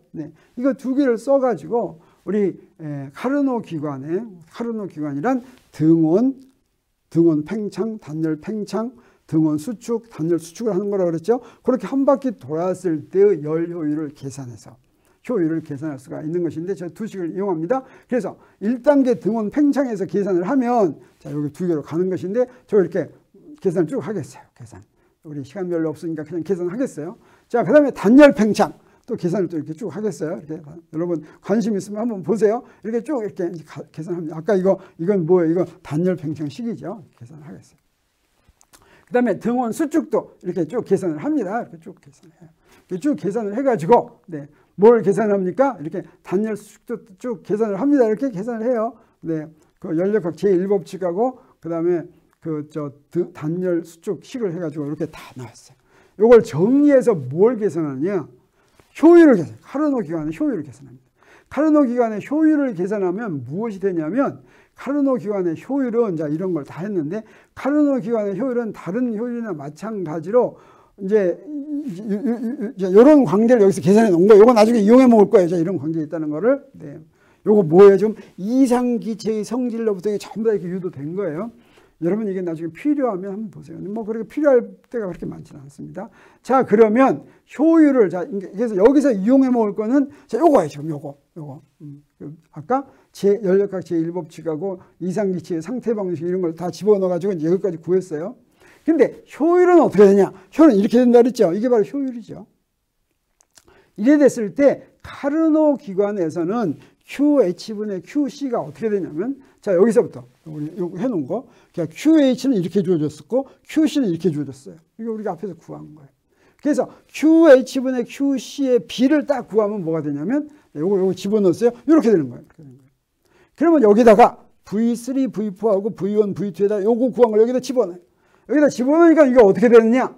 자, 요 놈을 딱 집어넣으니까 여기에서 딱 봤더니 저 두 개, 저 오른쪽에는 같죠? 딱딱 지워지고 뭐가 됐어요? TH분의 TC가 됐어요. 자, 이거는 우리가 무엇으로 증명한 거냐면, 카르노 기관의 동작 물질이 이상기체다라는 걸 이용하고 거기다 뭘 적용했어요? 연력학 제1법칙하고 그 다음에 이상기체의 상태 방정식 적용해가지고 구한 것입니다. 그랬더니 열 효율이 어떻게 했어요? 열 효율은 1 더하기 QH분의 QC인데, 근데 그게 마이너스 TH분의 TC가 됐다라고 하는 겁니다. 자, 여기서 여기 마이너스가 된 것은 저기서 QC가 0보다 작기 때문에 그런 거예요. QC는 열이 바깥으로 빠져나간 거니까. 그래서 여기서 받은 열과 내보낸 열의 비는 절대 온도의 비와 같다라고 하는 거. 이게 바로 카르노 기관의 효율이죠. 자, 여기서 이렇게 이걸 열심히 여러분한테 소개하는 이유는 저 중간에 과정은 사실 필요가 없어요. 안 보여주면 저거 어떻게 나왔을까 해서 내가 쭉 보여준 거였어요. 자, 이걸 써먹으려고 한 겁니다. 이게 써먹은.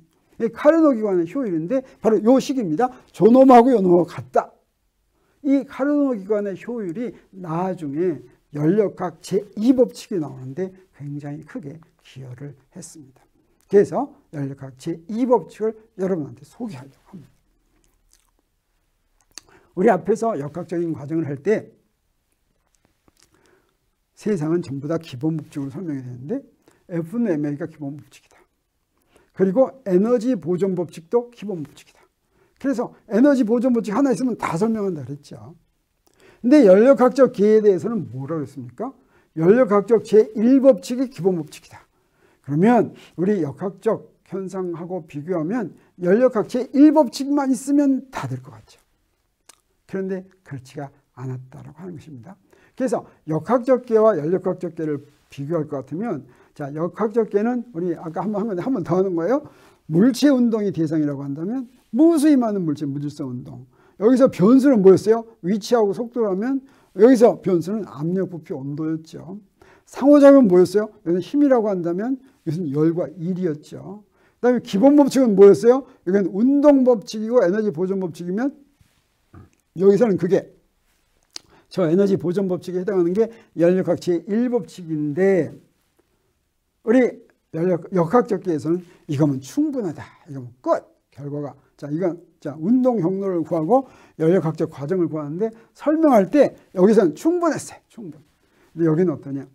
충분하지 않다고 하는 예를 지금부터 여러분한테 보여주겠습니다. 자, 보겠어요. 자, 연력학 제1법칙을 적용하는데 우리 이거 열현상입니다. 뜨거운 물을 가열하면 뜨거워진다. 연력학적 제1법칙을 설명이 합니까? 못합니까? 네, 이거 설명할 수 있어요. 네. 그리고 실제로 일어납니까? 안 일어납니까? 일어납니다. 그래서 물에다가 열을 가하면 그 열 가한 만큼 열 에너지가 커가지고 온도 올라가죠. 근데 우리 이런 거 바닷물에는 어떻습니까? 에너지가 엄청 많이 있죠. 근데 우리 배에다가 연료를 싣고 가는데 연료 싣고 가지 말고 바닷물의 에너지를 뽑아다가 엔진을 돌리면 어떻겠습니까? 그러면 좋겠죠. 그거. 그런 열기관이 있어가지고 바닷물에 있는 걸 뽑아다가 쓸 것 같으면 좋아요, 나빠요? 자, 그래서 연력학 제1법칙은 위배됩니까? 안 됩니까? 바닷물에 에너지를 써가지고 올려다가 엔진으로 만들어서 배가 가게 한다. 연력학 제1법칙은 위배되지 않습니다. 근데 실제로 그런 일이 벌어집니까? 안 벌어집니까? 안 벌어집니다. 또 여기 냉장고의 문을 열면 시원해요. 그러니까 연력학 제1법칙이 위배됩니까? 안 위배됩니까? 위배 안 됩니다. 안 돼요. 네. 실제로 일어납니까? 안 일어납니까? 일어납니다. 근데 여기에 커피가 공기의 열로 뜨거워진다. 공기의 열이 많죠. 근데 커피가 있는데 식었어요. 이거 공기 열 가지고 좀 공기 열이 많이 있죠. 그가 좀 대표죠. 실제로 일어납니까? 이거 연력학 제1법칙이 위배되지 않죠. 근데 실제로 일어납니까? 안 일어납니까? 안 일어납니다. 이건 무슨 얘기입니까? 연력학적 계에는 연력학 제1법칙만으로 설명하지 못하는 추가의 상황이 있다고 하는 것입니다. 자, 그걸 설명하는데 제2법칙이 필요한 것입니다. 그래서 제1법칙으로 설명할 수 없는 열현상. 아까 본 것처럼 열은 어때요? 높은 온도의 물체에서 낮은 온도의 물체로만 흐릅니다. 근데 그 반대로 흐른다고 해서 연력학 제1법칙이 위배되지 않아요. 반대로 흐르면 높은 온도가 더 높아진다 이렇게만 하면 됩니다. 근데 절대 그런 일이 벌어지지 않는 거예요. 그 다음에 효율이 100%인 열기관을 만들 수 없다. 이거 효율이 100%인 열기관을 만들어도 연력학 제1법칙은 위배 안 돼요. 근데 만들 수가 없다라고 하는 것이죠. 그래서 이런 것들을 설명하려면 또 다른 연력학 법칙이 필요한 것이고 이걸 어떻게 할까? 사람들이 굉장히 노력을 했습니다. 왜 그러냐면 또 다른 법칙이 하나 필요한데 또 다른 법칙은 이렇게 말로만 해야 됐어요. 말로만. 자, 이런 법칙. 왜 그런지는 모르지만 열은 항상 높은 온도에서 낮은 온도로만 흘러. 자, 이거 법칙이야 라고 말해야지 되겠어요. 이거 기분 나빴어요. 그래서 이걸 어떻게 간단하게 표현할 수 있지 않을까 하다가 클라우지우스가 드디어 표현합니다. 클라우지우스는 어떤 사람이냐면 연력학을 창시한 독일 사람이에요. 카르노 순환 과정에서부터 제2법칙 기초를 세웠습니다. 그리고 엔트로피라고 하는 양을 수학적으로 정의했어요. 여러분도 엔트로피 들어봤죠? 이게 엔트로피는 연력학 제2법칙을 설명하기 위해서 고안된 클라우지우스가 만들어낸 양이라고 할 수가 있겠어요. 그래서 제1법칙은 The energy of the universe is constant. 유니버스는 어때요? 더 이상 다른 거하고 상호작용하지 못하죠. 상호작용하지 못하면 에너지 일정이 유지되죠. 제2법칙은 뭐냐면 The entropy of the universe tends to a maximum. 우주 전체의 엔트로피는 점점 증가하기만 한다라고 하는 걸 엔트로피로 설명한다고 하는 거죠. 그러면 고립계가 바로 뭐예요? 외부하고 상호작용하지 않는 계죠. 그때 연력학 제1법칙하고 제2법칙은 어떻게 표현할 수가 있냐면 고립계는 외부와 상호작용하지 않는 계인데 제1법칙은 고립계 에너지는 변하지 않는다 이렇게 얘기하면 됩니다. 근데 제2법칙은 뭐냐면 고립계의 엔트로피는 감소하지 않는다 이렇게 설명을 합니다. 클라우지우스의 엔트로피는 어떤 거로부터 아이디어를 얻었냐면 우리 이렇게 카르노의 순환 과정에서 뭘 알았습니까? 효율을 알았죠. 효율이 아까 어떻게 돼요? 이렇게 된다 그랬죠. 근데 이상하게도 요놈사에 어떤 관계가 성립한다 그랬어요? 바로 요 관계가 성립한다 그랬죠. 그래서 요놈을 이렇게 고쳤었더니 이런 걸로 고쳤었더니 어떻습니까? 요 두 개의 합은 항상 일정해야 된다라고 하는 걸 우리가 알게 됐어요. 그래서 요걸 가지고 엔트로피를 어떻게 정의했습니까? T분의 Q로 정의했습니다. 이건 엔트로피의 변화량이 되겠어요. 그래서 클라우지우스의 엔트로피는 엔트로피의 변화량만을 정의합니다. 어떤 온도 T가 있는데 그 절대 온도 T인데 열을 Q만큼 가하면 엔트로피가 T분의 Q만큼 증가한다. 이게 엔트로피의 변화량이 되겠어요. 그래서 자 여기서 이 카르노 순환 과정을 볼 것 같으면 엔트로피가 어떻게 돼요? 델타 S1에서는 요만큼 증가합니다. 그 다음에 단열 팽창에서는 열이 교환이 없으니까 이거는 엔트로피 변화량이 0이에요. 여기서 요만큼 감소하는데 요거 두 개 더한 게 얼마라고 그랬어요? 요게 두 개 더한 게 0이라고 그랬죠. 그래서 카르노 순환 과정은 어떠냐면 엔트로피를 다 더하면 0이 되는 그런 순환 과정이고 이게 바로 있을 수 있는 가장 효율적인 열기관이다. 이렇게 이야기할 수가 있다라고 하는 것이죠. 그래서 클라우지우스의 엔트로피는 그 값으로 정의되지 않고 이제 변화량으로 정의돼서 이렇게 정의를 했는데, 그 순환 과정에서는 이제 순환 과정 할 때마다 엔트로피가 0이죠. 그 다음에 고립계나 비과역 과정에서는 엔트로피 변화는 0보다 크다라고 하는 것입니다. 열이 높은 온도에서 낮은 온도로 저절로 흐른다라고 하는 것도 이 엔트로피로 설명할 수가 있습니다. 그래서 절대 온도가 T1인 물체하고 T2인 물체가 있을 때 둘이 접촉하면 높은 온도에서 낮은 온도로 흐를 때 엔트로피를 계산합니다. 그래서 높은 온도에서 낮은 온도로 엔트로피를 계산하면 변화량이 이렇게 되겠죠. 두 개가 이렇게. 이 두 개를 더하면 어떻게 됩니까? 두 개를 더하면, 그래서 높은 온도에서 낮은 온도로 흐른다고 하면 엔트로피 변화는 0보다 크게 돼요. 낮은 온도에서 높은 온도로 흐른다고 하면 두 개 어떻게 되냐? 두 개를 더할 것 같으면 이 0보다 작게 됩니다. 이런 일은 벌어지지 않는다라고 하는 것이죠. 그러니까 엔트로피의 변화량은 항상 0보다 커야지 됩니다. 그게 바로 열은 저절로 높은 온도에서 낮은 온도로 흐른다라고 하는 것을 엔트로피를 가지고 설명할 수가 있다고 하는 것입니다. 그런데 열역학 제2법칙은 그래서 이게 이렇게 표시한 거를 막 이렇게 있는데, 클라우지우스는 엔트로피라는 양으로 잠깐 설명할 수가 있었죠.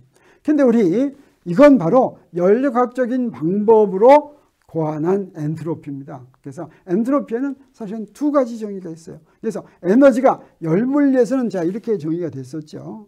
그리고 엔트로피는 이렇게 정의가 됐었습니다.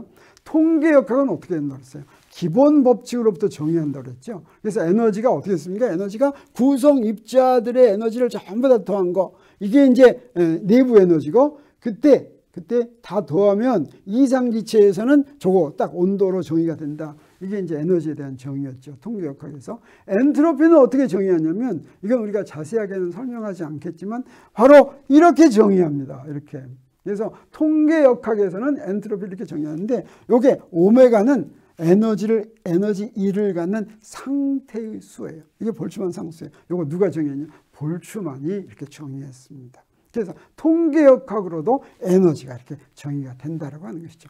여러분 이제 요 궁금한 사람이 있다면, 통계역학으로 정의한 엔트로피는 뭐가 될까? 궁금하면 조금 더 높은 수준의 물리학을 찾아갈 것 같으면 우리 이거 배울 수가 있습니다. 그래서 에너지의 단위는 줄이 되고 엔트로피의 단위는 어때요? 여기 열을 온도로 나눴으니까 줄포 K가 엔트로피의 단위가 되겠죠. 이렇게 해서 오늘 6주 강의를 다 끝내겠습니다. 다음 주에는 이제 우리 어떻습니까? 역학 현상에 대해서는 다 배웠다 그랬죠? 다음 주에는 전기 현상에 대한 이야기를 시작하겠습니다.